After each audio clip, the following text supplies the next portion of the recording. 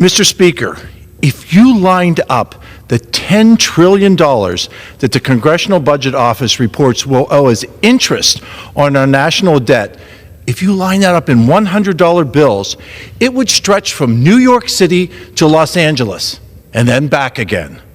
This money does nothing to keep us safe. It does nothing to fund Medicare, and it does nothing to secure our border. This debt has caused skyrocketing inflation. It has decimated savings accounts. It's mortgaged our nation's future, all for short-term political gain. It's time to stop the runaway spending on Green New Deal priorities that fail to help the American people. When President Biden unveils his budget on Thursday, it must include a plan to reduce our debt. It must return to common sense fiscal restraint and protect American taxpayers who cannot afford to keep wasting money on reckless budget proposals. Thank you, Mr. Chairman, and I yield. Attention to all Social Security beneficiaries. As the federal government has now reached a debt ceiling, many are concerned whether Social Security payments will be temporarily paused. Experts have confirmed that SNAP benefits may also stop going out. Friends, this is important news, so please make sure that you watch until the end of this video. Also, to say thank you for being part of this community and for being here every single day, I'm giving away 2 Walmart gift cards this coming Friday. If you would like to enter the weekly giveaways, friends, please click and like several of my videos, and then comment below the keyword of each video that you watch. My dear friends, the more videos that you comment on, the greater your chances of winning the weekly giveaways. Shutdowns are nothing new in U.S. politics, but since the 1990s, they have become more frequent and more damaging. The Democrats need to get the debt ceiling lifted, or their whole agenda may be at risk. There have been a total of 10 government shutdowns in U.S. history, ranging from 4 hours to 35 days. The first shutdown was in 1980, when the Federal Trade Commission had to be shut down for a day after Congress failed to pass a bill for the agency. The most costly in history was a shutdown over the holidays of 2018 to 2019, which lasted for 35 days, costing an estimated $11 billion. That was the most recent government shutdown. The debt limit or debt ceiling is the total amount of money that the U.S. can borrow to meet its legal obligations, including Medicare benefits and Social Security, as well as military salaries, tax refunds, interest on national debt, and other payments. The consequences are dire because a default would not only disrupt Social Security and Medicare benefits, but also would cause a global economic recession or even worse. If the United States were to default on its debt, it would be unprecedented. The big question is whether the U.S. Treasury Department would be able to prioritize what does and does not get paid if that occurs.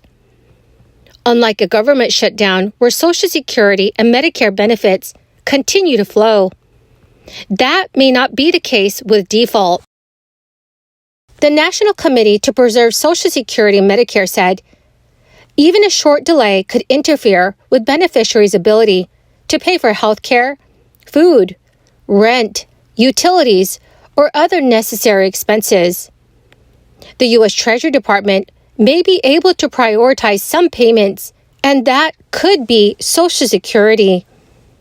However, the Social Security Administration may delay payments to ensure it has adequate cash on hand.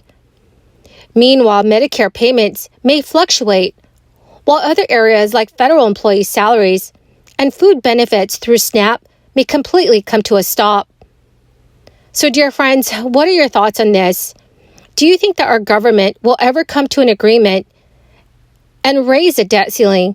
Please let me know what your thoughts are in the comment section below. Now, friends, Federal Chairman Jerome Powell told the Senate panel today that the Federal Reserve could increase the size of its interest rate hikes and raise borrowing costs to higher levels than previously projected. This is only if evidence continues to point to a robust economy and persistently high inflation. Powell told the Senate Banking Committee, "The latest economic data have come in stronger than expected, which suggests the ultimate level of interest rates is likely to be higher than previously anticipated. If the totality of the data were to indicate that faster tightening is warranted, we would be prepared to increase the pace of rate hikes." Jerome Powell's comments reflect a sharp change in the economic outlook since the Fed's most recent policy meeting in early February. At that meeting, the central bank raised its key rate by just a quarter point, downshifting after a half-point rise in December and 4 3/4-point hikes just before that.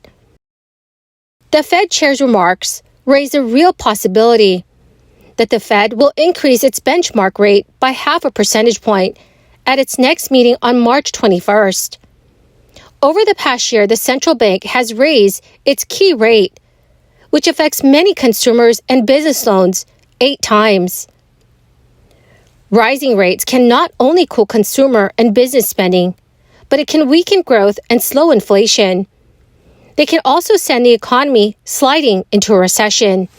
Senator Elizabeth Warren, the Democrat from Massachusetts, noted that the Fed officials have projected that unemployment rate will reach 4.6% by the end of this year, from its current rate of 3.4%. Historically, when the jobless rate has risen by at least 1 percentage point, a recession has followed. By contrast, the committee's Republicans mainly blame President Biden's policies for high inflation and have argued that if government spending were cut, inflation would slow down. So, dear friends, what are your thoughts on the current state of our economy? Please let me know what your thoughts are in the comment section below. Well, my amazing and most dearest friends, that is the end of my daily stimulus update video for this Tuesday. Thank you, my friends, for being part of this community and for being here every single day.